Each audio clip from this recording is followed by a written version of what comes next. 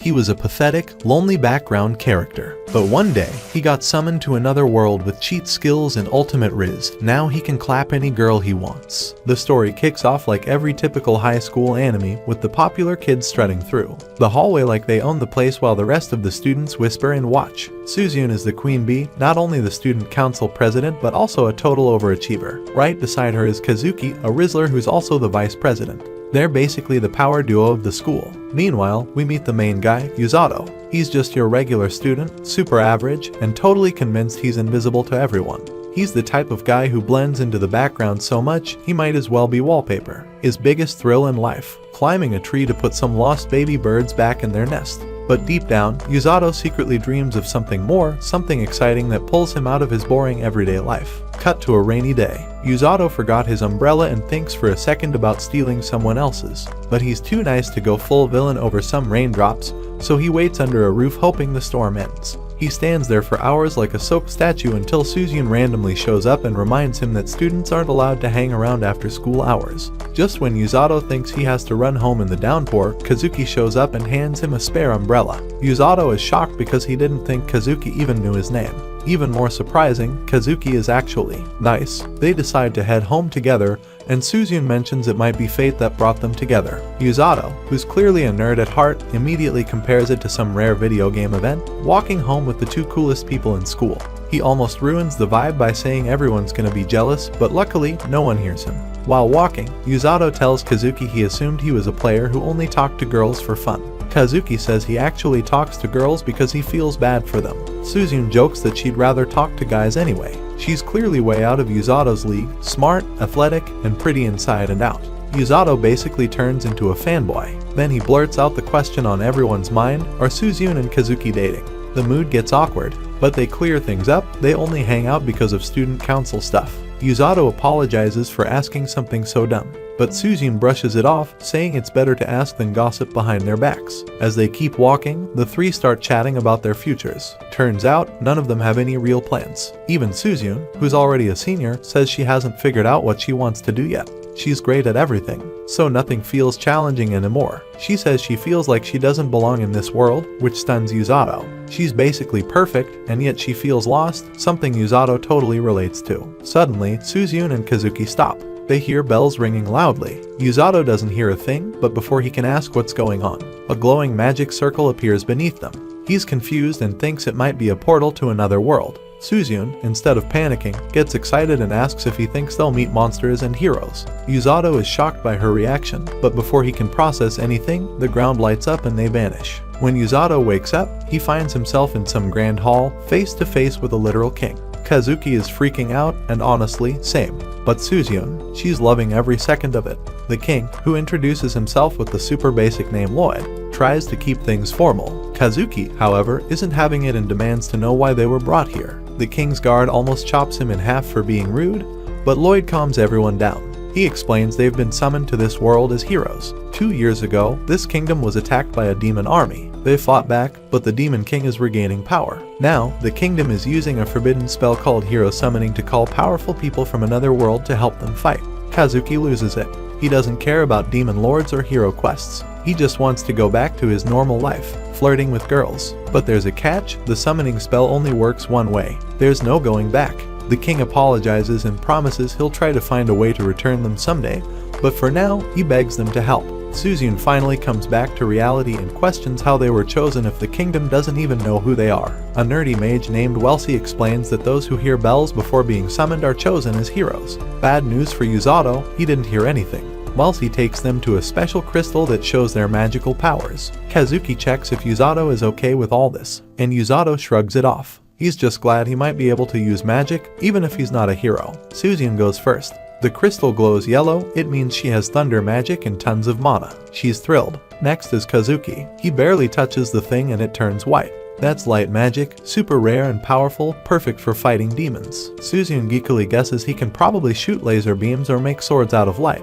Yuzato teases her for being such a nerd, but she kind of likes it. Now it's Yuzato's turn. He just hopes the crystal glows, even a little. And it does, turns green. Everyone says the color looks calming, but Welsi suddenly freaks out. Without saying a word, she drags him away. Turns out, green isn't just rare, it's dangerous. Wellesley rushes Usato to the king and says his magic is something special. The king laughs it off and jokes about dark magic, but Wellesley shuts him down. She hasn't even said what the magic type is because she's that nervous. Before she can explain, the king tells the guards to get Usato out of the castle, fast. Usato is confused. Is his power really that dangerous? He asks if anyone else has green magic. Turns out, there's only one other person, a terrifying woman named Rose, and the king doesn't even want to say her name.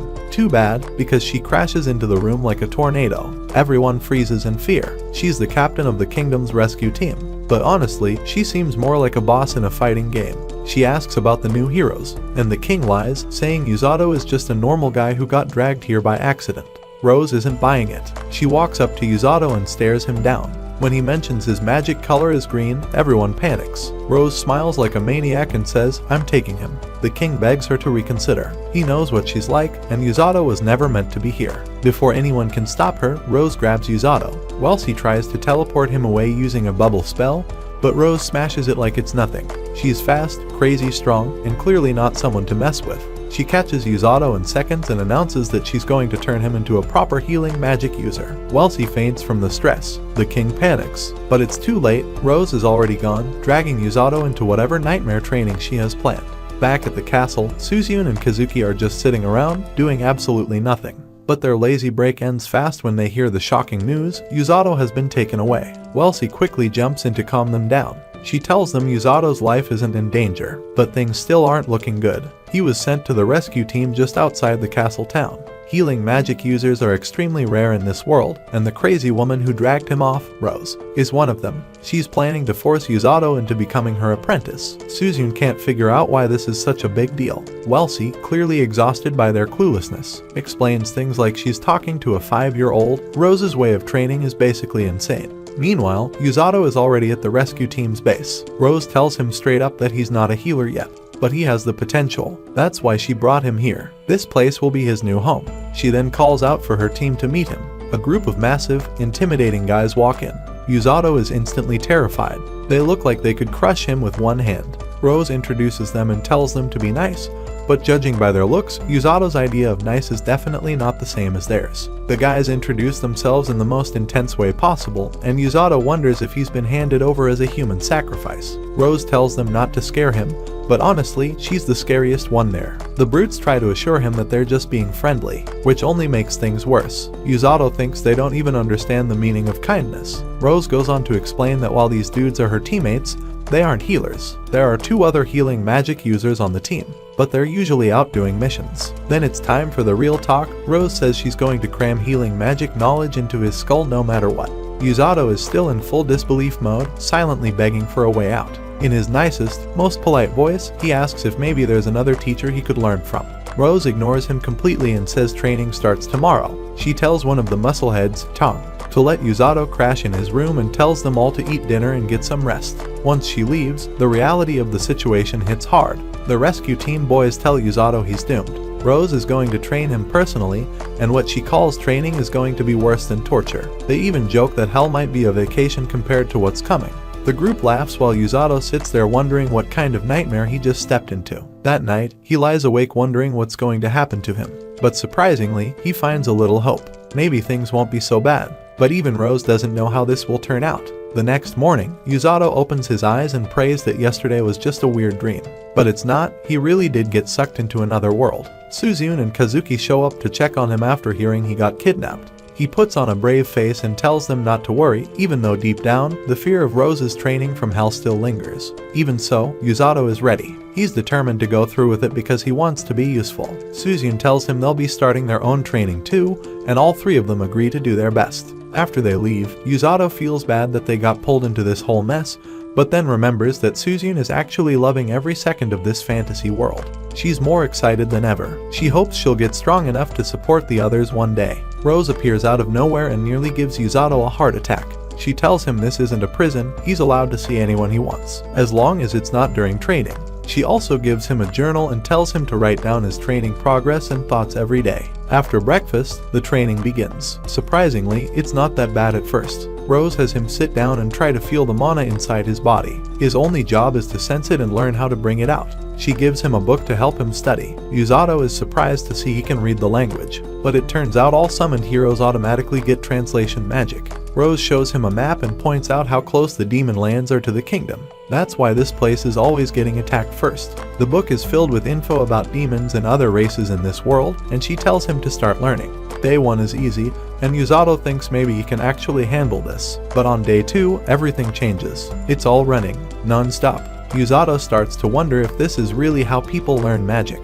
By day 3, he's running so much his legs give out and he collapses. But instead of helping, Rose smacks him, and he's shocked to find out that she healed his muscles instantly. She tells him to stop whining and keep going. Run like your life depends on it, she yells, and if you die, I'll revive you and make you run again.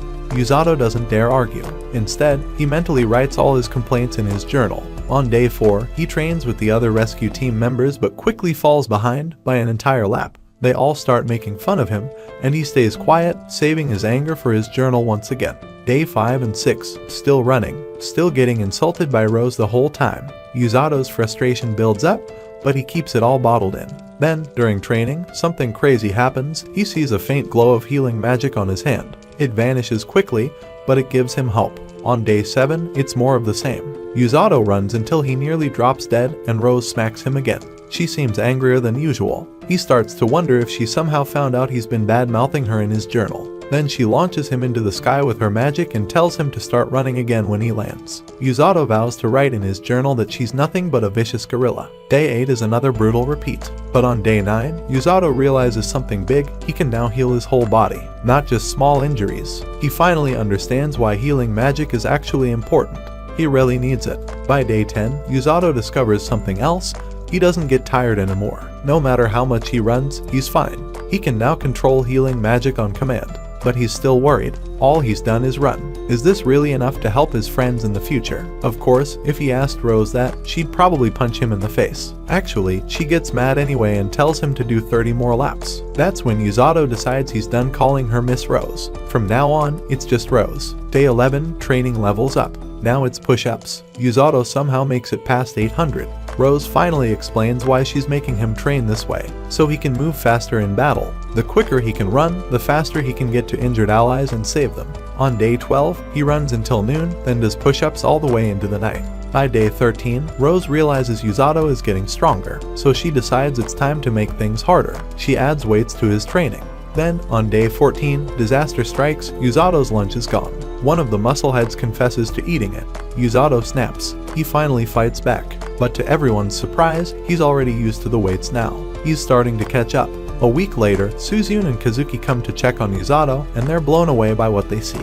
The guy has completely transformed. He's doing hardcore push-ups like a beast, and Rose is standing behind him, telling him not to complain about something so simple. But Usato doesn't complain at all. In fact, he casually says it's easy, even with Rose standing on his back, because she's so light. Amused by his guts, Rose tosses a rock onto his back too. But Usato doesn't quit. He heals himself and finishes the push-up without flinching. Rose is impressed and decides that she can take him somewhere important sooner than expected. Suzune stares, stunned at Usato's new muscular body, and Kazuki admits this training must be absolutely brutal. Then, a man named Sigli storms in. He's clearly mad and accuses Rose of ruining Usato. But Rose claps back, saying her methods are completely different from the Knight's and that she's training Usato to be her right-hand man. Usato is surprised by that. He had no idea she saw him that way. Rose explains it's because she respects how he never gives up. He's stubborn, hates losing, and most importantly, he's survived everything she's thrown at him.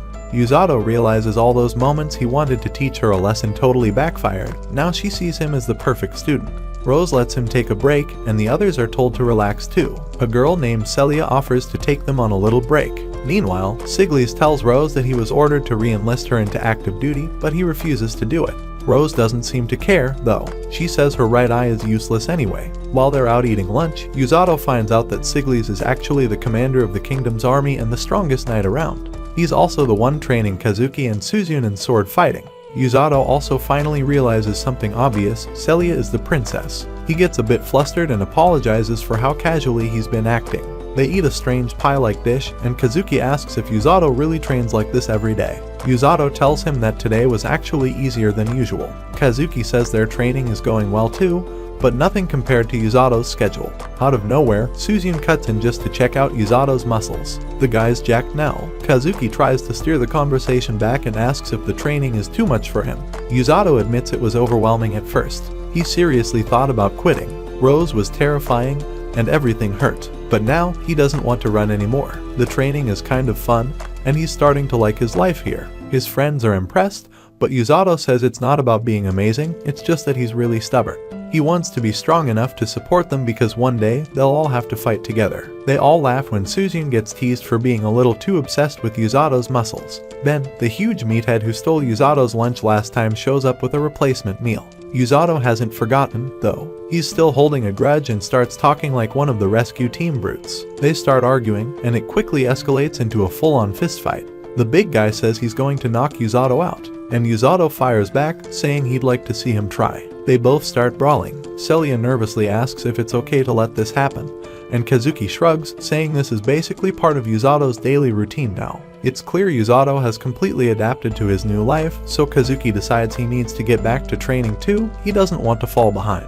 Suzune gets ready to leave too, but now she's starting to think maybe there's a reason the three of them ended up in this world together. That night, Yuzato soaks in a hot bath, thinking. He reminds himself to keep his riz in check so Suzune doesn't lose her cool again. Still, she's right, his body has changed a lot. All the healing after constant physical damage has made him insanely muscular. But even with this new strength, he knows his job isn't about fighting, it's about saving lives on the battlefield. And now he wonders if his mind is strong enough to match the body he's built. The next morning, Rose tells Yuzato they're heading out. The other rescue team members immediately get nervous. It's obvious they've been expecting this day with dread. At the castle gates, one of the guards practically freaks out when Rose tells him she's taking her trainee outside the walls. He runs off in a panic to open the gates. Another soldier watching the scene can't believe how intimidating Rose is. Just her standing there is enough to scare people stiff. Yuzato asks where they're going, but Rose tells him to shut it and just follow her. Eventually, they arrive at a creepy forest called the Darkness of Linger. This place is infamous for being filled with deadly monsters. Then Rose drops the bomb. Yuzato isn't allowed to return until he's taken down a Grand Grizzly. Yuzato thinks she's joking and tries to explain that Grand Grizzlies are just blue grizzlies that have lived for over 100 years. Even regular blue grizzlies are insanely dangerous. But Rose says he should be able to handle it. He reminds her that all he's done so far is run. He has zero combat experience. But instead of helping or explaining, Rose just launches him through the air directly into the forest.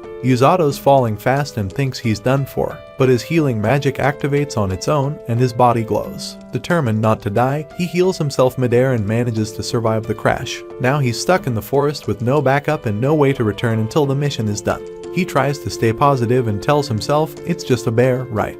But when he turns around, the bear is already behind him. It's massive, way bigger than what he expected. Even its claws look like they could slice a tree in half. Yuzato tries to escape using his speed, thinking the bear won't keep up, but he's wrong. It's just as fast. He reminds himself he survived Rose's nightmare training, so this shouldn't be worse. He suddenly notices the bear has backup. There's more than one. Yuzato screams at them for ganging up on him and books it. He hears rushing water and jumps into a nearby river to escape.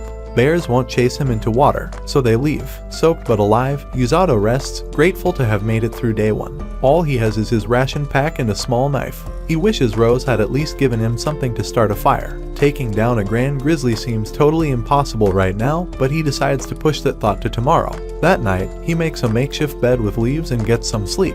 The next day, Yuzato begins hunting. He realizes he needs to understand his enemy better. He looks for clues and finds scratch marks on a tree. Suddenly, he hears rustling in the bushes and gets ready to fight. But it turns out to be a bunny. Well, kind of. It's actually a monster that just looks like a rabbit, and it's injured. Yuzato heals it without hesitation and tells the bunny to be more careful next time. He keeps moving, but the bunny starts following him. He tries to tell it to go away since he's searching for a dangerous bear, but the little guy won't leave. Yuzato starts to think maybe the bunny is trying to guide him somewhere. He follows, and sure enough, it leads him straight to the blue grizzlies. Yuzato hides and watches. They're a family. He doesn't attack right away. Instead, he goes to drink some water, but it's dirty and sketchy. Still, he tries it, and to his horror, it messes him up bad. His healing magic is barely working, and his stomach feels like it's on fire. The next day, the bunny shows him a clean water spot. Yuzato drinks it and it's amazing. But something feels off with his bunny friend. It's acting nervous. Whatever scared this bunny must be terrifying, because it didn't even flinch around the grizzlies. Then, a sound comes from the forest. Yuzato turns to see a gigantic snake slithering out of the shadows. He's completely frozen. The thing is monstrous, and it gives off an insane killing aura. Yuzato instantly knows it's way more dangerous than anything in the books he read. Once it leaves, he finally exhales. He makes a mental note, never go near that thing again. 4 more days pass. Yuzato keeps watching the bears, but nothing changes. Still, he can't leave until the Grand Grizzly is defeated. He knows he has to face it sooner or later, so he tells himself tomorrow's the day. The next day arrives, but Yuzato's little bunny friend seems upset and tries to stop him from leaving. Yuzato gives in for a while, deciding to stay until the rain clears up. But once the sky opens up, he gently tells the bunny that he has to go. This time, nothing will stop him. Determined to finish what he started, Yuzato sets off. But when he reaches the bear den, he's completely horrified. He's too late. The entire family of blue grizzlies has been killed. He looks over the scene and notices the bite marks. It's obvious who did this. The giant snake. But it didn't kill them for food. It did it just for fun. To make it even worse, the little cub is still alive. It crawls out of the rubble, crying and trying to wake up its mother. Yuzato clenches his fists. He thinks about how much he hates losing, especially to Rose. But even more than that, he hates the fact that his target was taken away from him. And most of all, he hates what he's seeing in front of him now. He kneels in front of the cub and gently tells it to stay right there. He promises he'll come back and get revenge. Meanwhile, back at the castle, Suzyun and Kazuki go to check on Yuzato. When they hear he's still in the forest after 10 whole days, they're shocked. That sounds way too long for any kind of training. The rescue team members don't have any answers. Rose is the one calling the shots, and she's not around.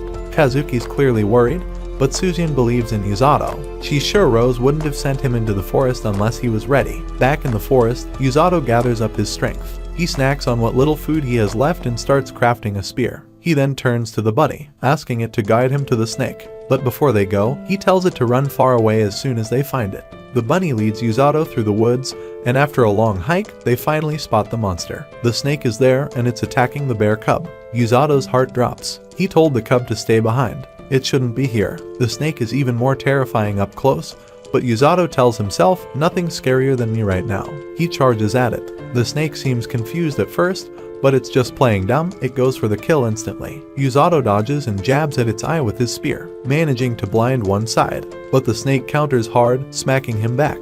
Yuzato quickly heals himself and realizes he has to keep attacking from its blind spot. He charges again, but the snake clamps down on his arm.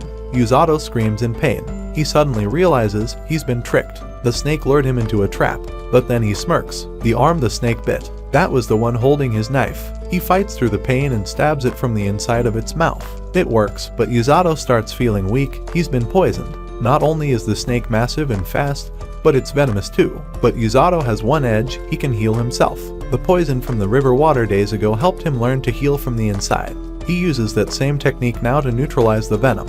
He gets ready to strike again, but the snake's tail whips at him, and he's not fast enough to dodge. Right before the blow lands, the cub steps in. The bear cub charges and gives Yuzato the perfect boost. Yuzato jumps off its back and lands right on the snake. He yells at the snake, calling it an idiot, and slams down a punch with everything he's got. Then, he drives the spear even deeper into its head. The cub pins the snake down, and together, they bring it down. They actually win. Breathing heavy, Yuzato stares at the fallen beast, amazed they did it. The cub walks over and seems proud too. Yuzato wants to heal his new little friend, but all his mana is focused on curing the poison in his body. He can't move. Then something terrifying happens. The snake twitches. It's not dead. Yuzato's heart sinks. He's completely out of energy and can't even lift a finger. The cub tries to stand guard, but Yuzato tells it to run. He's not going to survive another round. As the snake closes in, Yuzato's life flashes before his eyes. He blames everything on one person, Rose. He shouts into the sky, "This is all your fault, you violent ogre." And then, she appears. From the sky, Rose drops like a meteor and stomps the snake flat. She insults the monster for being dumb and too weak to finish the job. Yuzato can barely believe it. He asks how she even knew he was in danger. Rose casually tells him that the bunny, named Kekuro, was her pet. She sent it to watch over him. Yuzato's jaw drops. Kekuro had shown up hurt and acted all innocent, but it was playing him the whole time. Rose smirks, calling him gullible. She'd been nearby the entire time but planned to stay out of it unless things got out of hand.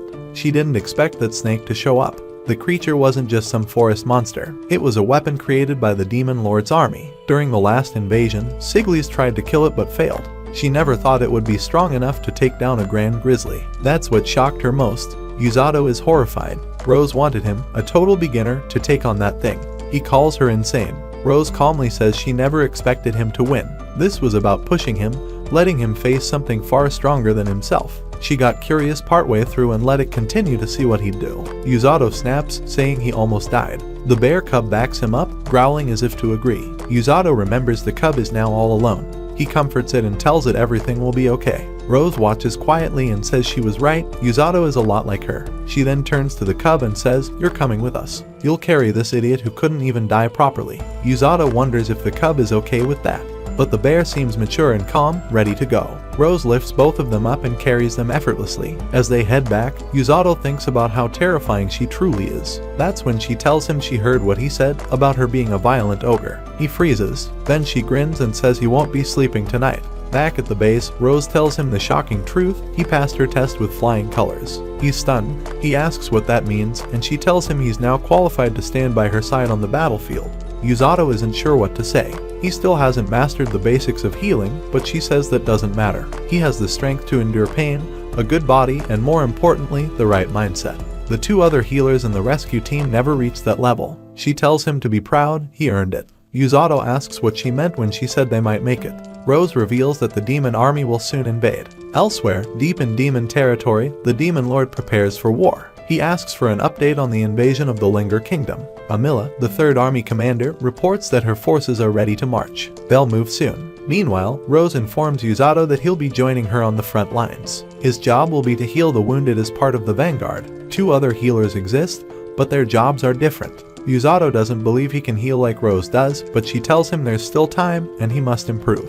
Back in the demon realm, the demon lord assigns Amila to lead the charge. The Linger Kingdom slipped through their hands once before, and this time they'll finish the job. Amila is dismissed, but not before being teased by another demon, Hyreluk, a twisted researcher. He mocks her for being nervous. Amila glares at him, clearly annoyed. Hyreluk explains that he just finished his newest weapon, a venomous beast with a massive body and deadly fangs. He calls it Demonade Monster Prototype 72, Baljanak. He explains that his last creation vanished after it was wounded by the hero known as Siglis. But this new one is even stronger. Amila hopes so, because this time, they're not just facing warriors, there are others on the battlefield who are even more dangerous. They're not there to fight, they're there to save. The demons call them kidnappers, those who steal away the injured before the enemy even notices. They save lives and limit losses. Their leader is a combat medic who runs through the battlefield healing people mid-fight. Her name is Rose. Amila grits her teeth in anger. She hates Rose with a passion and swears she'll destroy her. But she can't fight directly this time, she's a commander now. So instead, she'll send someone else. A certain powerful figure.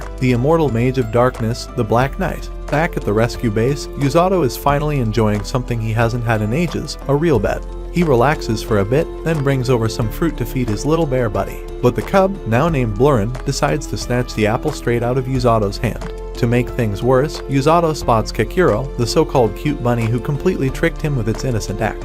He tries to resist falling for its adorable charm again, but eventually gives in and feeds it some fruit too. That's when Rose walks in, looking surprisingly amused. She hears that Usato named the bear Blurin, a combo of blue for its fur and Rin taken from Grizzly. Rose doesn't hide how ridiculous she thinks the name is, but Usato is proud of it anyway. Things get chaotic when Blurin accidentally bites his hand while eating. Rose lets Usato know that she already informed the kingdom about the bear, and they've agreed to let him keep it. But she makes it clear that Blurin has to pull his own weight.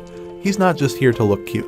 Like everyone else, Blurin is terrified of her, and Usato can only wonder what horrifying job she's going to assign the poor bear. Turns out, that job is being carried. Blurin becomes part of Usato's simulation training. Rose orders Usato to run while carrying the cub on his back, as if he's rescuing an injured person. Luckily for him, Usato is used to weighted running, so as long as he manages his mana properly, it's not too bad. But Rose demands he run faster. In a real battlefield, she says, "You won't have time to take it slow, the wounded won't last." Suddenly, Tong and another rescue team musclehead pop out of nowhere. Rose had secretly told them to simulate a battlefield ambush. They start chasing Usato down, warning him that the rest of the team is also waiting and hiding to surprise him. 1 hour in, Usato is dodging stink water bombs from one of the meatheads and trying not to get hit by attacks from another. 3 hours later, he's jumping over logs. 4 hours later, he's carefully dodging Kakuro to avoid stepping on the bunny. Eventually, he starts feeling weird. Something's off, his body collapses. Rose appears beside him and explains he's hit the limit of his mental endurance. On the battlefield, it's not just physical exhaustion that gets you.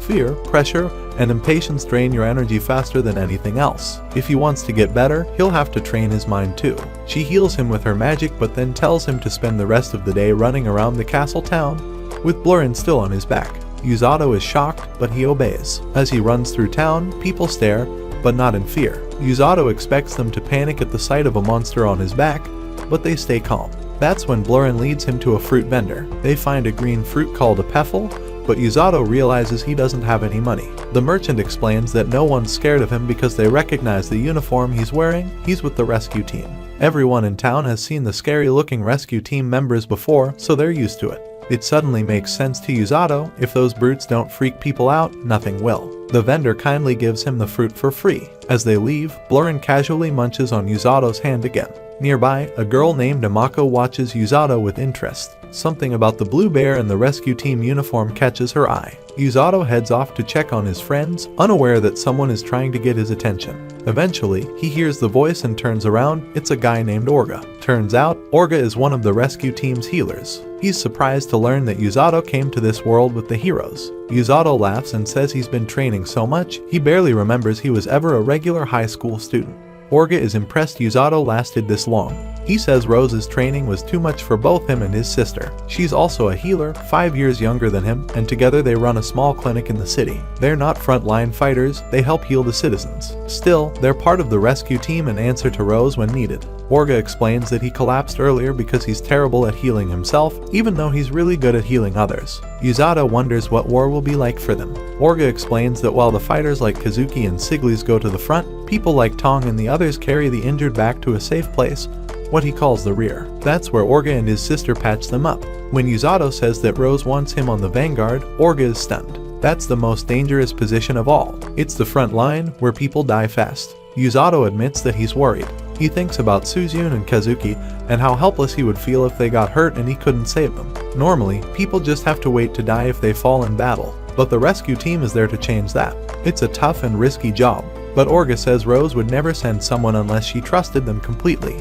Before leaving, Orga tells Yuzato not to hate Rose. She might seem cold and scary, but she's just bad at dealing with people. Yuzato surprises him by saying he's never hated her. Even with all their problems, he knows she's trying to make him stronger. After Yuzato leaves, Orga tells his sister, Yuru, that he met someone interesting today. He's sure she'll like Yuzato when they meet. Back at the castle, Yuzato walks in with Blurren. He's allowed through without issue. Rose had already spoken to the guards on his behalf. As he passes the training yard, he spots Suzyun. She's happy to see him again but confused about what's on his back. He tells her all about the forest and his adventure, but she's more interested in touching the bear. Yuzato lets her, but warns he'll heal her if she gets bitten. Suzyun sees herself as the animal-loving heroine of their story, so she's confident animals naturally love her. She is very wrong. Blurren slaps her hand away. Yuzato tries to smooth things over by saying the bear's just shy. Suzyun tries again, this time calling Blurren by name, and he chomps her hand. Yuzato doesn't even pretend to comfort her this time.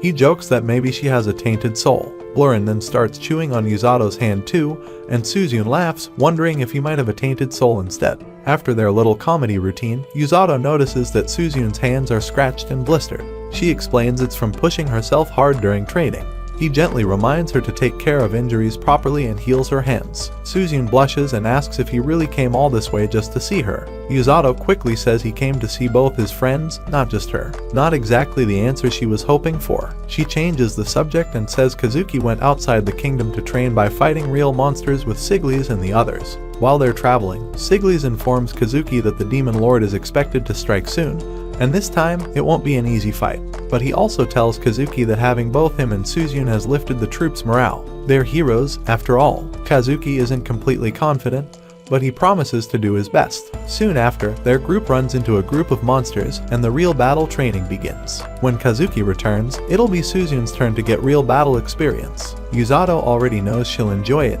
but she still wants him to worry about her a little. He says he does worry, but she calls him out for not sounding convincing. They laugh, and Yuzato walks away, not realizing just how comfortable he's gotten around her. As he jogs back, Yuzato thinks about how everyone's preparing for war. He wants to be strong enough to protect the people he cares about. In his old life, all he could do was admire others. But now, he's becoming someone different. That night, Rose checks in with him and is glad to hear his training is going well. But Yusato says he still has a long way to go. There's more running, more training, he's not there yet. Before she leaves, he stops her. He brings up what she said earlier about the Demon Lord's army. Just thinking about that snake monster from the forest had him shaking in fear. He never wanted to step foot on a battlefield. But today, something changed. He felt something stronger than fear. Now, he knows he can fight, but not to take lives. He wants to save people. That's his job. That's what the rescue team is for. Rose listens, then smiles. That's exactly what she wanted to hear. He's not there to kill, he's there to drag people back from the edge of death. To rip the injured away from the enemy before it's too late. To defy death itself, even if it risks his life. And Rose wants him to keep thinking that way, because that's what it means to be a true member of the rescue team. And for the first time, Yusato finally feels like one of them. The next morning, Rose shows up with a message from the king. It's time for Yusato to head out. He's going to join Suzun's training outside the kingdom walls. Yusato is confused. Why does he have to go with her? Kazuki had Siglis guiding him, so what gives? Rose explains that Yusato was supposed to go with Kazuki, but he had just gotten back from surviving the forest. Now, he's needed in case a healer is required during Suzun's training. She reassures him that it's just temporary. He'll be back in 3 days. Suzun is thrilled to see Yusato again, but even more excited to see Blurren. She assumes Yusato brought the bear along to help them build team chemistry. Yusato quickly shuts that idea down. Blurren just doesn't like anyone else, so he had no choice. Suzun then introduces Yusato to the others in their group, Aruku the knight and Korin the mage. Yusato recognizes Aruku. He was just a background soldier who used to guard the castle gate.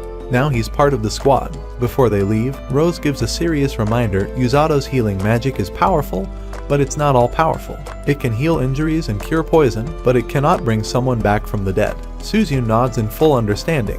Rose believes they'll be fine. Suzun trained under Siglis, and Yusato, well, she doesn't say anything to him. He didn't expect her to, anyway. As they head out, Suzun mentions how Kazuki was completely wiped out after his training, but he still said it was worth it. He fought tons of monsters in a place just beyond the forest Yusato had trained in, and now it's their turn to go there too. Yusato wonders if Blurren misses the forest, but for now, the bear's asleep. Suzun tries to sneak in a little cuddle time with the big furball, but Yusato blocks her. She teases him for acting so protective and wonders if he's turning into a misogynist. Blurren eventually wakes up, still groggy. Suzun excitedly asks if she can carry him on her back. Yusato says that's a terrible idea, but she ignores him, enjoying Blurren's fluffiness until she immediately collapses under his weight. Yusato quickly heals her. Korin suddenly senses something, multiple presences up ahead. Aruku tells everyone to stay back. A group of bandits steps out of hiding, annoyed they were found early. They were planning an ambush, but now they'll just rob them the old-fashioned way. Aruku refuses to hand anything over. The bandits outnumber them, but Yusato doesn't find them scary at all. He tells Suzun they're weak and not worth stressing over, but she's still amazed. This is her first time seeing real bandits. The bandits spot Blurren and, mistaking him for just a rare animal cub, decide to capture and skin him. Suzun immediately attacks in his defense, launching a powerful lightning spell that knocks one back. Yusato is impressed. She pulled off a strong move without even seriously injuring anyone. The bandits switch tactics and try to close in, hoping to dodge her magic. Yusato starts calling out attacks like she's a Pokémon. Thunderbolt, Suzun. She zaps the bandits again but tells him not to treat her like Pikachu. Aruku joins the fight, but before they can finish the skirmish, a sudden stampede of boars charges in. These beasts normally live deeper in the woods, so their appearance here is unexpected. Blurren rushes in to help fend them off. Yusato throws himself in front of Suzun to block an attack and uses his magic to cushion their fall as they both crash through some trees and into a river. Suzun gets up and sees Yusato unconscious. She panics and vows to carry him to safety, but he suddenly wakes up, completely fine. Turns out, he just needed a quick break after pulling her out of the water. He's more embarrassed than injured. She apologizes, but Yusato says he wouldn't want to be stranded with anyone else. They've survived worse together. He even points out this is the same river he fell into during his forest training. They check their supplies and realize they don't even have enough food for the night. Suzun wants to focus on getting out of the forest, but Yusato warns her it's going to be dark soon and it may rain. He suggests they camp out in a tree like he did before, but Suzun shyly admits she's never climbed one. She always wanted to, but her strict parents never let her. Yusato decides on a safer option, a cave. He also advises her to change out of her wet clothes. She makes him promise not to peek first. Once dry, Suzyun uses her lightning magic to catch fish and even spark a fire. Yuzato is impressed. She's making this survival thing way easier. She sits at a distance from him, a little awkward, and notices again how ripped he's gotten. Suddenly, venom monkeys appear. Yuzato's never seen one in real life before. Suzyun finds one of the babies adorable and pets it, even though he warns her they're poisonous. Of course, the baby bites her. Suzyun, still smiling, insists she's fine, then collapses. Back at the castle, Korin's familiar reports to the king, Suzyun and Yuzato have gone missing. The king didn't want to tell Kazuki, but Celia convinced him otherwise. They're planning to send a search team out in the morning. Kazuki isn't satisfied and tries to leave immediately, but Rose stops him. She tells him not to worry, if Suzyun and Yuzato are together, they'll be fine. Yuzato's her subordinate, and she knows he's not that easy to kill. Back in the forest, Yuzato's actually doing great, mostly thanks to Suzyun. She's become a huge help, even though she doesn't like being treated like a survival tool. Still, Yuzato admits she's been amazing. He tells her to get some sleep, but she insists he should rest first. He's the one doing all the healing, after all. As the rain starts falling, Suzyun checks if Yuzato's asleep yet. He's still awake. She asks if he ever wants to go home. He admits he does, but he also has reasons to stay. Without hesitation, she says she doesn't want to go back. Yuzato's surprised he doesn't ask why, but he already knows. He guesses it's because she feels more free in this world. And he's right. Suzyun opens up. In their old world, she felt like she had nothing left, family, friends, her entire past. She would give it all up just to stay here, where she can finally live for herself. Yuzato understands. He felt the same way. He was tired of his boring life, tired of being passive. At first, he just didn't want to be a burden to Suzyun and Kazuki, but now, he wants to protect them, and the kingdom, as a real member of the rescue team. Suzyun smiles. She wants to protect this world too, as a hero. They make a promise to forget their past world and protect what they have here, together. Suzyun is amazed at how much Yuzato has grown, and Yuzato admits that she seems more relatable now. He used to see her as this flawless, unreachable girl, but now he treats her like an equal, and she likes that better. Things get a little awkward, so Yuzato decides to sleep. Suzyun teases him about getting flustered but wishes him a sweet good night. The next morning, the two search for a way out of the forest. Suddenly, something big charges toward them. It's just Blurrin, who instantly tackles Yuzato in a bear hug. Eriku is with him, but totally exhausted. Once he catches his breath, Eriku explains they were scouting the forest's edge when Blurrin suddenly bolted off. Turns out, the bear picked up Yuzato's scent and ran straight to him. Blurrin sniffs the air and starts moving again. Yuzato tells everyone this used to be Blurrin's home. He shares the tragic story of how the cub's parents were killed by that monstrous snake. Everyone goes quiet, feeling for the little bear, but Blurrin walks forward proudly. Suzyun smiles and says that he's made his decision. Blurrin knows where he belongs now, right by Yuzato's side. It's time to go home. After finally returning to the castle, Yuzato and Suzyun are greeted by the king, who looks visibly relieved to see them safe. Suzyun politely apologizes for causing concern, but the king shakes his head. He says he should be the one apologizing. He feels guilty for dragging Yuzato into all this in the first place, but Yuzato just shrugs it off. He's gotten used to life-threatening chaos at this point. Then he realizes that sounding too comfortable with dangerous situations might make Rose look bad, so he quickly changes the subject and claims he was talking about stuff from his old world. The king, curious, asks how his training with the rescue team has been going. Yuzato lies again and says everything's been easy and smooth. One glance at Rose, and he notices something strange. She's smiling like he gave exactly the answer she wanted. That freaks him out a bit. Has she been psychologically conditioning him this whole time? Rose and Siglis are asked to stay back for a private talk, and their serious expressions leave Yuzato wondering what that conversation could be about. Later, Kazuki arrives and immediately calls Yuzato out for being too relaxed. He was seriously worried about them while they were gone. Celia jumps in and reveals that Kazuki was about to rush out of the castle to go find them. Suzyun teases him for being reckless, but Yuzato fires back by reminding her she's the one who got bitten by a venom monkey. When Yuzato tries to tell the story, Suzyun cuts him off in embarrassment. Kazuki says Rose reassured him that Yuzato would handle things just fine. That amazes him. He never expected her to have so much faith in someone. Yuzato, though, knows better. If she said the forest was safe, it's probably because it's still easier than her training room. Yuzato looks Kazuki in the eye and tells him to never change. Only he and Rose are allowed to be tainted by how twisted this world can be. As they go their separate ways, Celia comments on how close the group is getting. Kazuki assumes she means Suzyun and Yuzato, but she corrects him. She's talking about all of them. They've grown tight, like a real team. Kazuki admits it's because they were already friends back in their world. Wanting to be part of that connection, Celia asks Kazuki not to address her so formally anymore. She apologizes if she's being too forward, but Kazuki agrees and calls her Celia with a smile. Later, at the castle, the king gathers information from the captured bandits who had attacked Usato's group. Minister Sergio reveals that the bandits noticed something strange. There were far fewer monsters in the area than usual. Shortly afterward, they were attacked by a herd of beasts fleeing from the plains. That can only mean one thing: the monsters are running from something terrifying. Siglis speaks up. He's convinced this is a sign that the Demon Lord's army is on the move. Unlike before, this time they won't hold back, they'll throw everything they have into the assault. The king orders the military to prepare and then makes a difficult request to Rose. It's not something he'd usually ask of the rescue team leader, but Rose is already ahead of him. She knows exactly what he wants. He wants her to scout the Demon Lord's army and find out how far they've advanced. She agrees without hesitation, even though it's dangerous. But the king has another request. He asks Rose to return to her former post as battalion commander. She flat out refuses. She says she carries more guilt than the king can possibly imagine. She was the first healer ever to be appointed as a battalion commander, and her entire squad died under her command. She touches her scarred eye, explaining that she accepted their deaths a long time ago. But the scar serves as a permanent reminder: no healing magic can erase what happened. It's her punishment, one she can't forget. The king tries to tell her it wasn't her fault, but Rose cuts him off.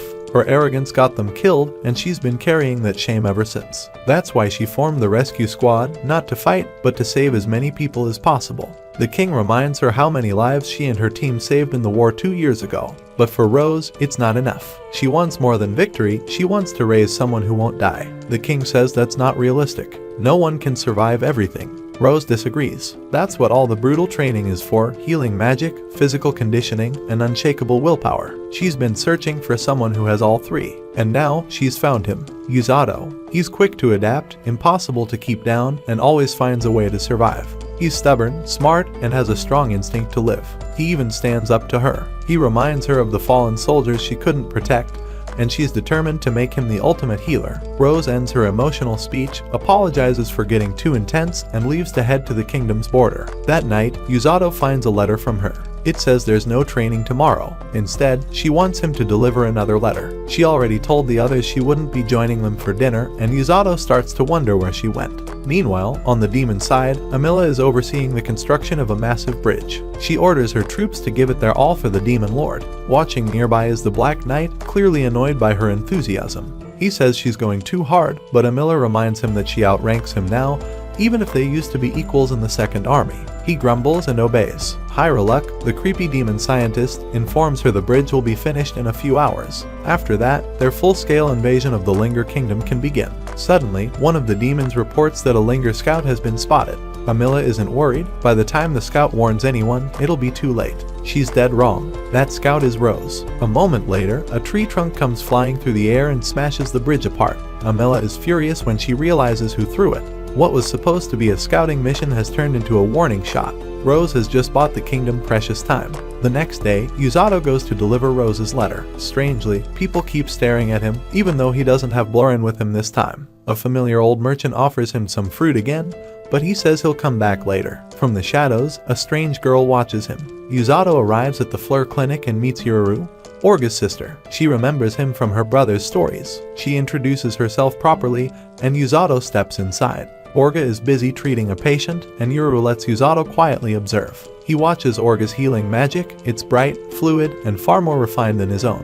The patient, a kid, calls them both weirdos, but he's healed quickly and leaves. Yuru asks how the rescue squad is doing. Usato jokes that they're still stomping around with bad guy faces. He remembers hearing Yuru was once part of the rescue squad too. She says she was, but she couldn't keep up with Rose's training.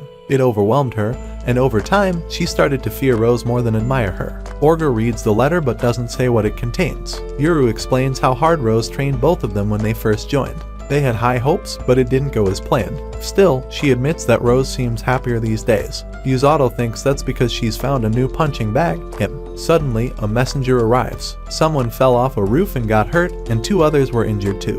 Orga asks Usato to come help. They rush to the scene. Orga is tired and struggles to stay on his feet, so Usato takes over. It's the most intense healing he's ever done. Until now, he's only treated minor wounds on Kazuki and Suzyun. But in a real war, things will be far worse. He'll have to perform healing in the middle of chaos. Orga notices his hesitation and reminds him, "It doesn't matter who or where, you just need to believe you can save them."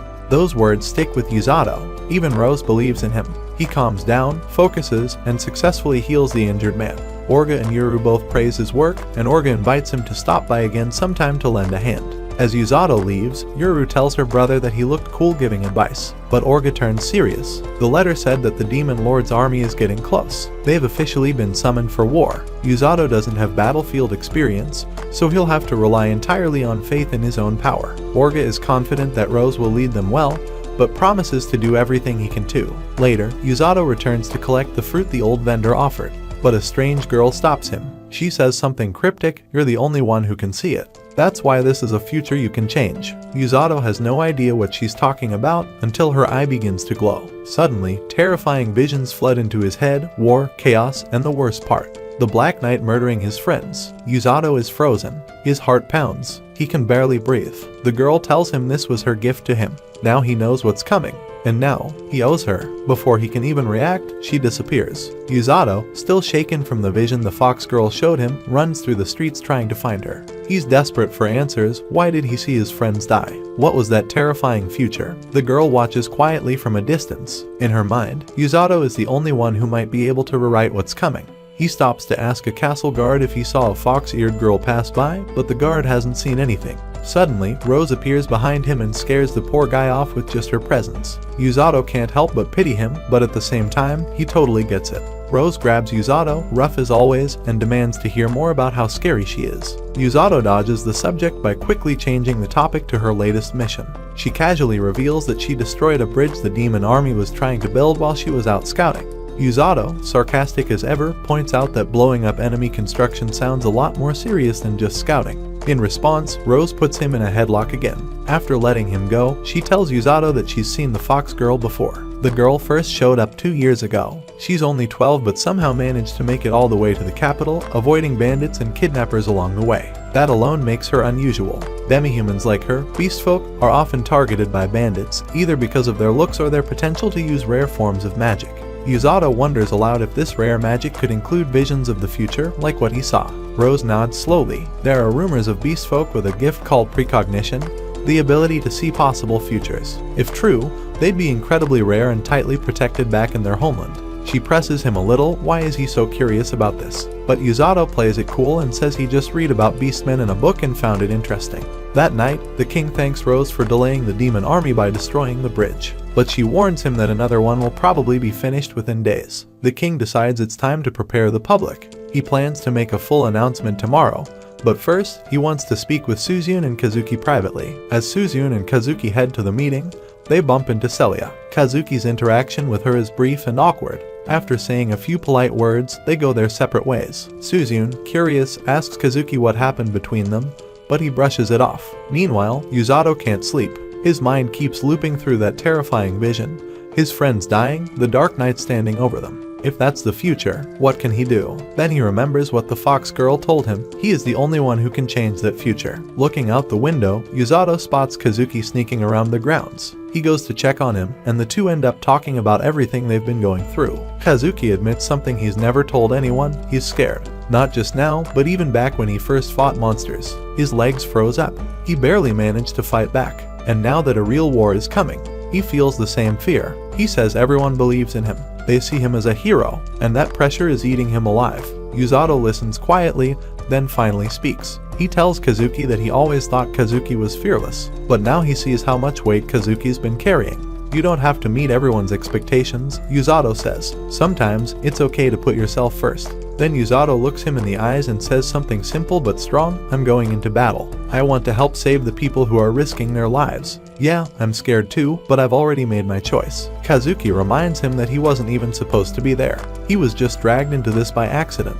Yusato nods. Yeah, maybe. But since then, I've met so many people. People who have helped me find where I belong. You're one of them. He tells Kazuki that even if he decides not to fight, they'll still be friends no matter what. Those words hit hard. Kazuki stands up straighter and says that he will fight. Not for some heroic title, but for Yusato and Suzune. He may not be sure about being a hero, but he knows he wants to protect his friends. They agree to stand together and protect everyone they can. Yuzato cringes a little at how sappy he sounded, but Kazuki assures him that it was exactly what he needed to hear. Just then, Suzune shows up and teases them for their heartwarming bromance. Yuzato groans that he's too tired to deal with her mocking, but she keeps at it. She tells Yuzato she knew something was off with Kazuki, that's why she followed him. But she's glad Yuzato helped him. Yuzato admits that a part of him doesn't want to fight. Suzune asks if he doesn't want her to fight either. He hesitates, and then says he'd rather she didn't. But he knows she's already made her decision. She's chosen this world. She nods and quietly walks away. Tomorrow's going to be a big day. The next morning, the king stands before the people of the kingdom and announces the truth: the demon army is coming. They plan to intercept the invasion on the open grasslands. 2 years ago, they pushed the demon army back. But this time, the enemy will be stronger. Still, the king believes in their strength. They now have 2 heroes, Kazuki and Suzune, and the help of the rescue squad, who will be critical in battle. He finishes his speech by declaring that they will win. The crowd cheers. Later that day, Kazuki pays a surprise visit to Celia. He apologizes for coming without notice, but she's happy to see him. He tells her that he's going into battle and asks her to pray for him. Celia nods and quietly says she hopes he returns safely. He promises that he will. He'll protect the country, and he'll come back to see her. Celia is stunned but happy, and they say goodbye. Elsewhere, Yuru is trying to pet Blurrin, but Yuzato warns her Blurrin doesn't trust strangers. Sure enough, Blurrin slaps her hand away. Yuru keeps trying and keeps getting smacked. A small bunny hops over to comfort her, but Kukuro, the bunny Rose owns, joins forces with Blurrin and pushes her back again. Poor Yuru just can't catch a break. Orga watches all this and tells Yuzato that Yuru is just nervous. It's her first time going into battle. All this chaos is just her way of hiding how scared she is. Then, Yuzato gets called to Rose's room. He realizes he's never actually been there before. He starts freaking out, worried she might have set up some new torture method. But when he arrives, she's calm. She just wants to talk. She asks him to explain what he thinks his job is during the battle. Yuzato answers, to heal the injured near the front lines, right beside you. Rose says that's part of it, but the start of the battle will be different. Most of the injured will be taken back to the rear for treatment. Yuzato will be working with Orga and Yuru during that phase. It's only later that he'll be needed closer to the front. But she gives him a warning, don't heal the wrong people. Yuzato thinks she means don't help the enemy, but she calls him an idiot. She means don't try to heal people who are still fighting. Some fighters are wounded but still pushing forward. If Yuzato steps in too early, he could mess everything up or get in the way. It's his job to decide, in a split second, who really needs help. Yuzato nods, he understands. Then, Rose hands him something important, his official rescue squad uniform. It's bright and bold, designed to stand out during battle so people can find him.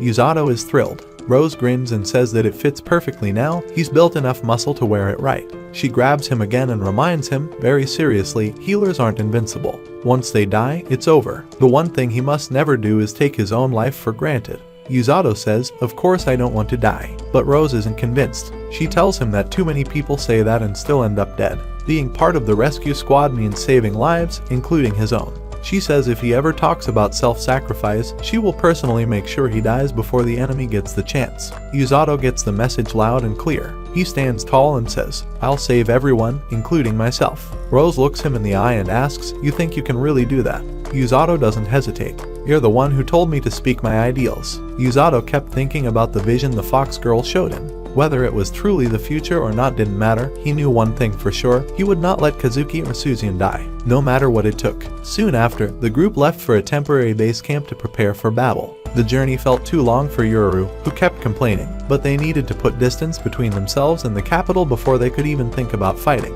As they traveled, Yuzato turned to Rose and asked what the demons were actually like. Rose explained that most demons look human, but don't let that fool anyone, they're much stronger and have more mana than regular people. And that wasn't just true for the officers. Even the foot soldiers were tough. Rose smirked and asked if Yuzato was getting scared. But Yuzato shook his head. I've already met someone scarier than demons, he said with a grin. Rose blinked in disbelief. You really think a random guy who got ice-guyed by accident could become this strong?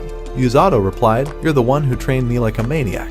Honestly, at first, I just wanted to outdo you. He braced for one of Rose's usual rough reactions, but she didn't hit him or insult him. Instead, her face turned serious. She drifted into deep thought, thinking back to the past. 5 years ago. Back then, Rose was the battalion commander of the Linger Kingdom's elite knights. A report came in, demons had been spotted in the grasslands near the border. The king issued strict orders, merchants had to be protected, but direct contact with demons had to be avoided at all costs. They were simply too dangerous. Rose and Siglis both suspected that this wasn't just a small scouting party. They might be gearing up for a full-on invasion. Siglis started preparing his men. Rose began readying her battalion. While she was focused on planning, a voice called out to her. It was all one of her knights, but Rose, distracted, snapped at her, telling her not to interrupt important meetings. All got a bit upset. Rose could have seriously hurt her if she wasn't careful. All asked how serious the demon threat was, but Rose scolded her again, this time for eavesdropping. Rose downplayed it, saying the situation wasn't that bad. Still, she warned all never to underestimate the enemy. Later, she announced that she'd be personally overseeing everyone's training again. That was not what all wanted to hear. As they returned home, the rest of the knights blamed all for Rose's decision to put them through intense training again. They all took their frustration out on her. All begged for help, but Rose just ignored her, completely focused on preparing them for whatever was coming. A week passed, and more troubling reports came in. Demons were attacking monsters in their own territory. Rose was sent to investigate. She gathered her squad and explained the mission. They'd likely face 10 to 30 enemies. All tried to hype up the group, but the others were still mad at her for dragging them into hardcore training. She pointed out that they were stronger now because of it, but that only made them grumble louder. Rose decided to leave Kakuro, her bunny, behind. This mission was too dangerous, even for him. But to boost morale, she announced that she would personally be joining the team on this mission. That changed everything. Everyone suddenly felt invincible. If their commander was fighting with them, they believed they could give it their all. With Rose around, they didn't have to fear getting hurt, she could heal them. All encouraged them to give it their best shot, and at last, they agreed. The next morning, the team headed into the forest. On the first day, they didn't find anything. So Rose changed plans. They'd explore the west side next, even though it was the riskiest area. The knights wondered if it made more sense to check somewhere else first, but all spoke up. She had a gut feeling something was waiting on the west side. The knights trusted her instincts. As the deputy commander, her word carried weight. They agreed to go with her call. That night, they set up camp. Rose took first watch, but she could tell all was still awake. She jokingly offered to knock her out to help her sleep. Instead, all asked something serious. Why did you make me deputy commander? She didn't think she was special. She mostly ran errands. Rose had trained everyone to be strong, so why her? Rose calmly said that all had never messed up. She always gave it her all, and that's exactly why Rose believed she could someday take over as commander. All freaked out. The others will go nuts if I'm in charge. She thought back to how she used to be, stubborn, rebellious, always disobeying orders. When anyone tried to rein her in, she used her fists to shut them up. She had a reputation for being a strong but uncontrollable knight. Then she met Rose. At first, nothing changed. All stayed stubborn. But Rose wasn't like the others. She didn't back down. She smacked all across the head when she disobeyed, chased her when she tried to desert, and knocked her out cold when all tried to punch her. All actually forgot most of that final beating. Rose hit her that hard. To Rose, it wasn't a big deal. But to all, it meant everything. She'd never had someone keep pushing her forward like that.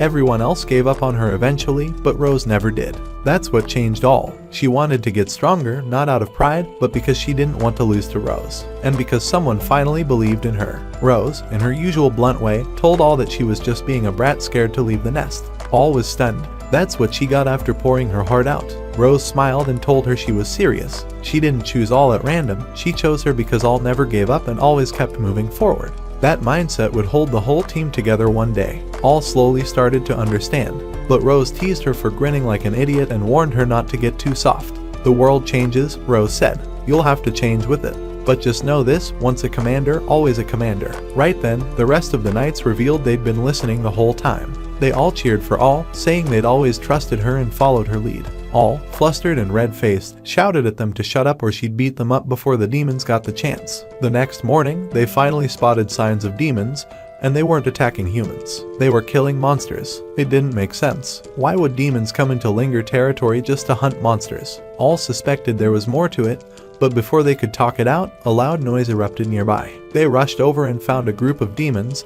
and the demons saw them too. Rose ordered the knights to hang back and confronted the lead demon herself. She asked what they were doing there. The demon, calm and collected, admitted he didn't like this mission either, but said it would benefit them in the future. When Rose demanded a real answer, he refused to say more, so she gave them a chance. "If you leave now," she warned, "I'll let this slide." The demon chuckled. He admired her guts but said there was no way he could let them live. Rose turned to all and gave her command of the unit. She wouldn't be able to lead while fighting the demon leader. As the rest of the knights prepared for battle, all told them it was time to show the demons just how strong their teamwork was. The lead demon launched his first strike, but Rose moved so fast that she smacked him back before he could react.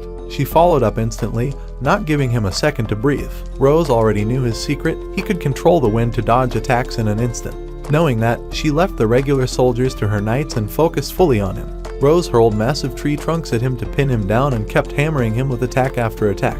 The demon finally admitted that he'd never seen a human move this fast. Rose didn't care. She wasn't here to talk, just to beat him down. He tried surrounding her with deadly wind blades, thinking she was insane to charge through them. But then she did something he hadn't expected. She started healing herself mid-fight. It clicked. She was a healer, but not just any healer, one with brute strength, speed, and non-stop regeneration. He realized he was facing a monster in human skin.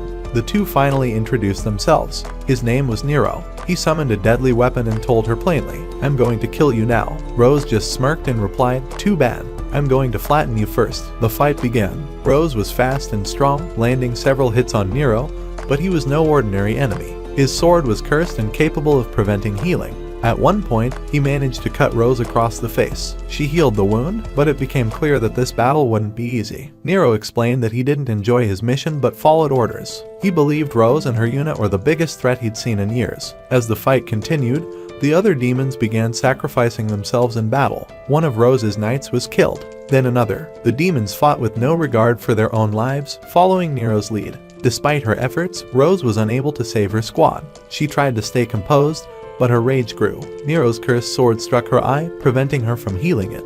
With her vision blurred and her team falling one by one, things quickly spiraled out of control. Eventually, all gave her life to protect Rose, and the entire unit was wiped out. Rose was devastated. She blamed herself, believing her overconfidence led to their deaths. When Nero moved in to end the fight, she managed to stop his attack and unleashed her full power. Fueled by sorrow and fury, she defeated him. A young demon girl rushed in to protect Nero, and the moment reminded Rose of all. She let them leave. Rose crawled over to the dying All and tried to heal her, but it was no use. The wound was too deep. All used her last moments to thank Rose and tell her to never change. Rose screamed in grief. Later, Rose reported the demon activity to the king and asked to be removed from her position as battalion commander. She gave up her knighthood out of guilt. The king accepted her request. Afterward, the family of one of her fallen soldiers came to thank her for bringing his body back. They explained how their son had turned his life around thanks to her. Rose returned to her home, now alone, and cried. 1 month passed, and Siglis visited to check on her. She admitted she had considered ending her own life but decided against it.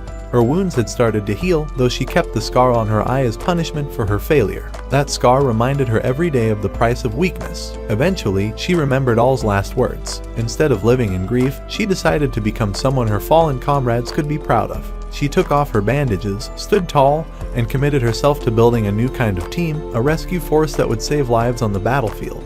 Her new squad would need at least 5 people, including 2 healers. But more importantly, she needed someone who could fight and heal at the same time, someone strong, fast, and unbreakable. That person was Usato. Back in the present, Rose told Usato she was glad to have found him. She reminded him how special he was, even if he didn't realize it. She said that only 2 people, herself and Usato, could handle this level of training and use healing magic in this way. Usato had everything she wanted in a battlefield healer. Rose admired him but quickly returned to her usual gruff self when he smiled too hard. Elsewhere, the demons had completed the bridge. Amila gave the demon knight permission to go wild when the war started. The knight didn't take the enemy seriously but looked forward to the fight. Later, the Linger army finished setting up their camp.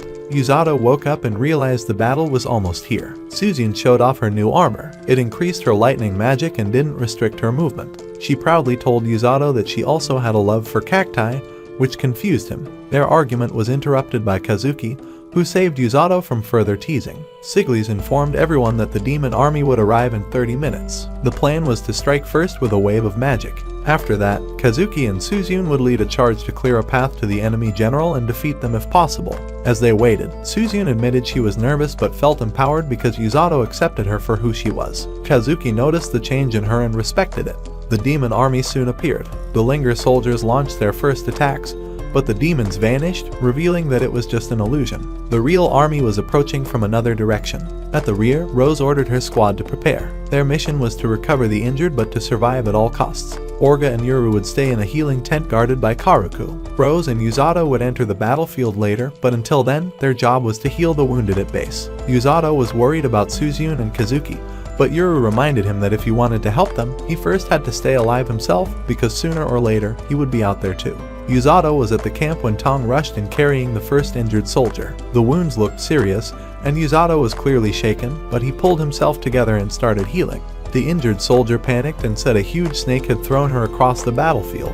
Yuzato couldn't help but think about the snake he fought in the forest, but he quickly pushed the thought away to stay focused on healing. Meanwhile, the snake tore through the Linger army with ease. In another part of the battlefield, a soldier thought he had taken down the fearsome Black Knight, but he was quickly proven wrong. The knight turned the tables and stabbed him instead. The terrified soldier tried to escape to warn others, but the knight was done playing around and moved in to finish him. Just as the situation turned grim, Ji swooped in with his gross-smelling water, grabbed the injured man, and made a quick escape. The Black Knight realized Ji was one of those rescue runners, the ones who save wounded fighters, and suddenly found the battle far more entertaining. Back at camp, Ji brought the soldier in and everyone rushed to help. Rose saw this and decided it was time to head to the battlefield. She gave orders to protect the camp and warned Yuzato about a powerful enemy in black armor who used strange magic. This instantly reminded Yuzato of the nightmare vision he had. He froze, shaken by the memory. Rose noticed and asked if he was ready to take a life. Yuzato replied that his job was to save people, but Rose told him he was being naive and gave him advice meant for dire situations, advice we don't hear. Whatever Rose said worked, because Yuzato was now mentally ready. They split up. On the battlefield, things were a mess. Yuzato found a wounded man and saved him mid-fight, managing to dodge attacks as he carried him to safety. Elsewhere, Rose jumped in and saved another soldier. Yuzato told the guy he healed to rest up and get back in the fight. Suzune was showing her strength too, blasting enemies with powerful lightning spells and telling her team to take the injured back to camp. She was clearly bothered by how many people were getting hurt, but she stayed strong for Kazaki. When Kazaki warned her about the giant snake on the field, they both realized they'd have to go after it to reach the enemy commander. Before they could act, the Black Knight appeared. Neither of them had seen a demon like this before. Suzune tried to get her soldiers to stay back, but it was too late, they had already charged. The knight wasn't phased at all and easily knocked everyone back. Suzune guessed that his armor reflected any attack, and when Kazaki tried to strike, her theory proved true. His own magic rebounded on him. While this happened, Yuzato rushed across the battlefield, still haunted by his vision. He suddenly found himself cornered, but the man he saved earlier came to his rescue and told him where the heroes were. Yuzato sprinted off again, hoping he wasn't too late. At the front lines, the Black Knight sent his demon soldiers to fight the weaker troops. Suzune said they had to take him down, but Kazaki thought it was hopeless. Suzune had a plan, though it was risky. Kazaki was scared, but she reminded him that Yuzato could heal them if it went bad. Suzune started by messing with the knight's sight, then she and Kazaki went in for a coordinated strike. The plan didn't work as expected, the attacks were reflected again. But Suzune noticed something, her stab to his back didn't bounce back. She figured the knight couldn't reflect what he couldn't sense. They tried again, this time with speed and distraction. Kazaki used his light magic to blind the knight, and Suzune stabbed him through the back. But it was all a trick. The knight had faked his weakness and activated his reflectability just in time. Suzune was badly hurt, and Kazaki got run through completely. The knight laughed at their failed strategy and revealed that his ability wasn't tied to vision at all, he could just choose what to reflect. He had deliberately let that one attack go through to fool them. Suzune began to panic, thinking everything was lost. She collapsed, regretting not being able to say goodbye to Yuzato. As she blacked out, she remembered happier times when they were just students improving school rules and how happy she was to be accepted by Yuzato for who she truly was. She had felt like everything would be fine as long as she had him and Kazaki. Back in the present, the knight prepared to finish her. Just before he could strike, Yuzato arrived and punched the knight straight in the face. He was devastated that he hadn't arrived in time, but he immediately started healing his friends. The knight, now revealed to be a woman, was furious and attacked again. Yuzato dodged with his friends, and Suzune followed up with her magic. She quickly explained that the knight's armor was probably made of mana and reflected attacks. But for some reason, Yuzato's punch had worked. They were interrupted again by the knight, who demanded revenge. Yuzato really didn't want to fight, but he couldn't walk away. He told Suzune to watch over Kazaki while he covered himself in healing magic and prepared for battle. When he hit the knight again, the attack wasn't reflected.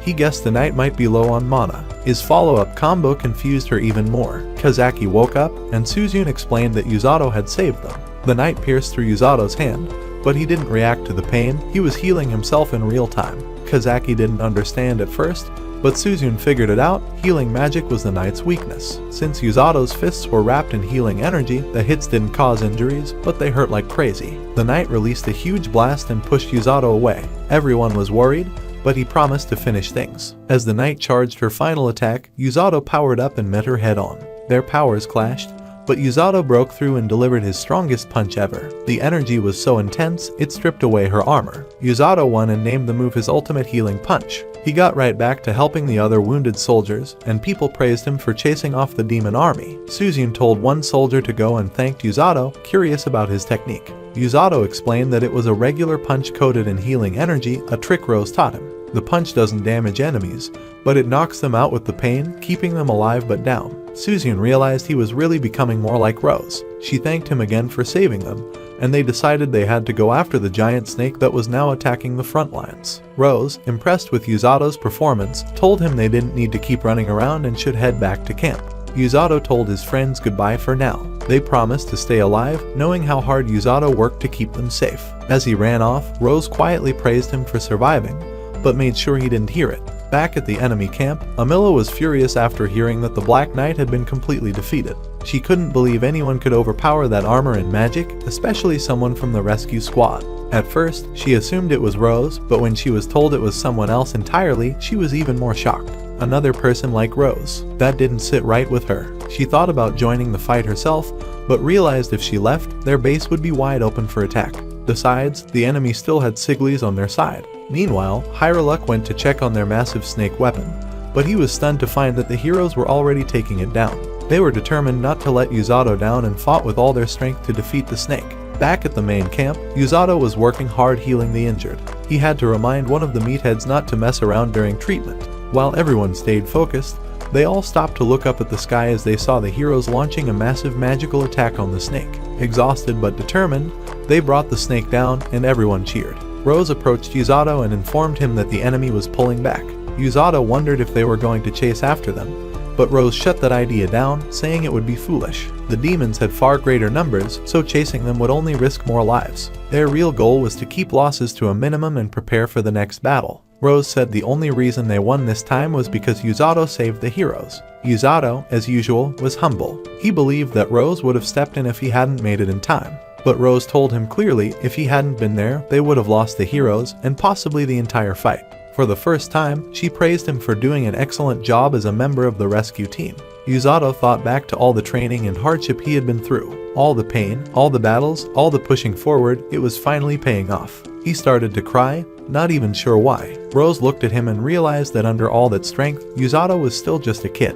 Yuzato admitted that being on the battlefield had truly scared him. Seeing people die and demons attacking everywhere was terrifying.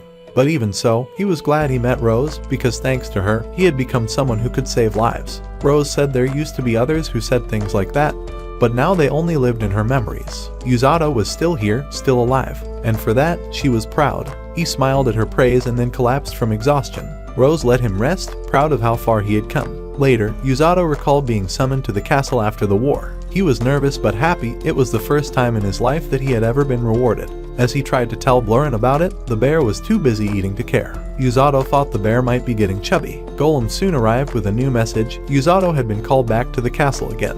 He warned Yuzato to be careful on the way. Yuzato didn't understand why until he stepped outside and got swarmed by townspeople. He didn't even notice that the mysterious girl from earlier was watching him in the crowd. After escaping, a guard thanked Yuzato for saving his comrades. Yuzato said they all did their part and he wouldn't have made it without them either. One of the kids even said Yuzato was strong enough to be in the Royal Knights someday. Yuzato met the king, who asked for his help with something important. Siglis explained that they needed Yuzato to meet the captured Black Knight. Surprisingly, she had been cooperative with questioning, but refused to say anything else unless she spoke directly to Yuzato. Suzune agreed to go with him and swore to protect him if the Black Knight tried anything. Yuzato teased her, reminding her she already lost to the knight before, but she promised to act as a human shield if needed. Yuzato wasn't sure how he beat the Black Knight, but Siglis had an answer. The knight used dark magic, and Yuzato's healing magic countered it. Their powers cancelled each other out. This gave Yuzato a horrifying realization: if his healing didn't work on her, she had taken all those punches without any protection. He rushed to see her, afraid of how badly she might be injured. Yuzato knew his punches could break bones, and the knight had taken them head-on. The Black Knight, however, didn't care. She had accepted the pain. Suzune joked that maybe she was some kind of masochist, but Yuzato didn't find it funny. Inside her cell, the Black Knight didn't know why she had asked to see Yuzato, but thought maybe she just wanted to meet the guy who beat her. Yuzato made them open her cell, and when he reached for her hand, she assumed he was going to hurt her. Instead, he just started healing her. She panicked when the healing magic started removing her armor, but soon calmed down. For the first time, she felt peace, and she didn't want to let go of Yuzato's hand. Tears streamed down her face as she held onto him a little longer. Afterward, Rose told Yuzato she would personally resume his training. With another battle against the demon army on the horizon, there were things he needed to learn. Yuzato was eager to improve his healing magic but was disappointed to hear he still couldn't treat illnesses. His physical strength was already good, so Rose said their new training would focus on dodging. In short, she was going to punch him, and he had to learn to avoid it. Rose told him that he relied too much on healing magic. If he ever faced a cursed weapon, healing wouldn't work, so he had to dodge. Yuzato didn't like being punched by his superior, but Rose was just happy to see him so fired up.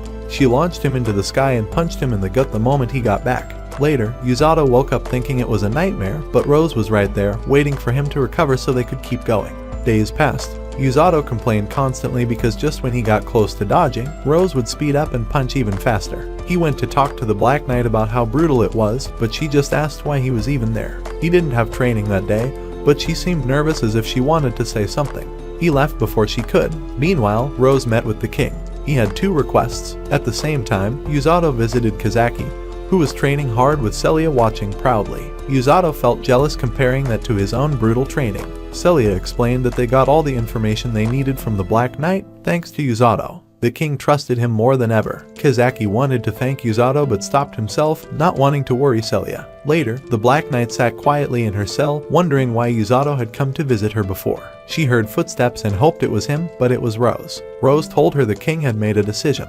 The knight thought she was going to be executed, but Rose said she wasn't that lucky. The two choices were stay locked up forever, or be trained directly by Rose herself. The Black Knight thought it was insane, but Rose karate chopped her head and put a magic item on her that sealed her powers. Rose said it would be a waste of resources to let her rot in jail. Instead, she'd turn her into a proper, useful demon. The knight thought she had a choice, but clearly Rose had already made it for her. Back at home, Yuzato was out running with Blurrin to help the little bear get back into shape. But Rose kicked him hard, reminding him that it was supposed to be his day off. Yuzato was stunned when he noticed the Black Knight was now with her. Rose explained that she planned to turn the knight into a helper for the rescue team. Since her magic was sealed and Rose would be watching her directly, there was no danger. Rose planned to train her the same brutal way she trained Yuzato, so he felt bad for the poor demon. That night, Yuzato updated Rose about how the knight had whined all day but calmed down after a warm bath. Rose then revealed that the king wanted to form alliances with nearby countries to prepare for another attack from the demon army. To deliver the king's messages, Suzune, Kazuki, and Yuzato were chosen. Yuzato couldn't believe it, but Rose reassured him that the king trusted him deeply and believed he could handle it. The next morning, a few fangirls wished Yuzato good luck before running off. A vendor apologized for how crowded it got last time, but Yuzato didn't mind. Thinking about how kind everyone in town was, he reminded himself that this mission was for their safety. Just as Suzune showed up, calling their meeting fate, Yuzato spotted the mysterious fox girl again and rushed to catch her. When he did, she told him she had been waiting for him. She needed him to save her mother. Yuzato was shocked, but Suzune was more distracted by how cute the girl was. The fox girl introduced herself as Amako and insisted they talk somewhere private. Meanwhile, the Black Knight was being dragged through harsh training. She was slow and frustrated as the other rescue squad members teased her. She collapsed from exhaustion but was pushed back into training when Rose showed up. At Yuzato's place, Amako explained everything. Her magical ability let her see the future, and she had shown Yuzato a terrible vision because it was the only way to prevent the kingdom from being destroyed. She had come all the way from the Beast Lands to find a healer who could save her mother. Most beastmen couldn't use healing magic, and even though Orga and Yuru were healers, they didn't meet the requirements. Rose was another option, but Amako had already seen a vision where Rose turned her down. That's why she knew Yuzato was the only one who would agree to help. Yuzato was torn because he was on an important mission, but he thought maybe there was a way to stop by the Beast Lands while delivering the king's letters. He went to ask for permission and warned Amako to scream if Suzune acted weird. Rose immediately said they needed to tell the king about Amako since she was a rare future seer. The beastmen would want her back, which could create problems, but it might also help convince the king to approve Yuzato's trip to the Beast Lands. Later, the Black Knight refused to eat with the team, but Yuzato showed up and told her she had to eat, too. She finally started softening up a little after he gave her a diary to write in, just like he used to do. She recorded her brutal training days and how she couldn't believe how inhuman Yuzato seemed, never out of breath, never backing down. One day, she heard noise from the woods and skipped training to see what it was. It turned out to be Yuzato getting destroyed by Rose. She was shocked he survived, and even more stunned when he dodged one of Rose's punches. He celebrated too early and got kicked, but Rose finally let him go back to normal training. From then on, the knight kept training under Yuzato, still surprised by his endurance. Yuzato eventually asked for her name, and she told him it was Felm, though nobody really called her that. When Blorin showed up to run, Felm got upset Yuzato didn't even use her name after she shared it and decided to race him. That night, Yuzato explained that Felm exhausted herself trying to outrun him and passed out. After healing her, the other guys joked about what he did to her, but Yuzato insisted he just ran normally. They pointed out that Yuzato's version of normal wasn't even human, and before things escalated, Rose showed up to shut them down. The next day, Felm overheard that Yuzato would be going to meet the king. She sneaked out early, but Rose chased her down, assuming she might be trying to run back to the demon army. When she realized Felm was going in the opposite direction, she figured out that Felm just didn't want Yuzato to go alone. Felm denied it, but Rose wasn't buying it. She told her to get back to training. At the castle, Yuzato brought Amako with him. King Lloyd personally thanked the fox girl for helping save the kingdom and said he wanted to repay her. He allowed Yuzato to go to the Beast Lands with Amako after delivering letters to 3 other countries. Whilst he explained the full plan, Kazuki, Suzune, and Yuzato would travel to the First Kingdom together, then Yuzato and Amako would head to the Beast Lands with 2 knights. Yuzato got to choose his escorts. First, he picked Haruko, a gate guard known for being clumsy but loyal. Haruko hesitated but decided to go. For the second, Yuzato surprised everyone by pointing to Blorin, who was just happily chasing a butterfly. Meanwhile, Felm was running for her life from Rose, who had caught her sneaking off. Rose wasn't mad that she tried to follow Yuzato but was furious she didn't ask first. Felm admitted she wasn't used to worrying about someone and definitely wasn't trying to say goodbye. Rose told her that Yuzato was nearly as good a healer as she was and would be fine, but she noticed that Felm clearly cared about him. That night, Yuzato told Felm he would be leaving the next day. Felm kicked him out of frustration, jealous that he was escaping training. Rose warned him that the journey ahead would be nothing like what he had experienced before. In many countries, healing magic was seen as weak. If Yuzato met anyone with that mindset, Rose told him to beat it out of them. She believed the journey would change him but had full faith that he would succeed. The next day, everyone said their goodbyes. The heroes left with Kazuki, Suzune, and Amako leading the way, while Felm collapsed from exhaustion as Rose kept pushing her through training. Yuzato looked ahead, excited and ready for a journey full of new people, tough challenges, and unexpected adventures. And that's where this video ends.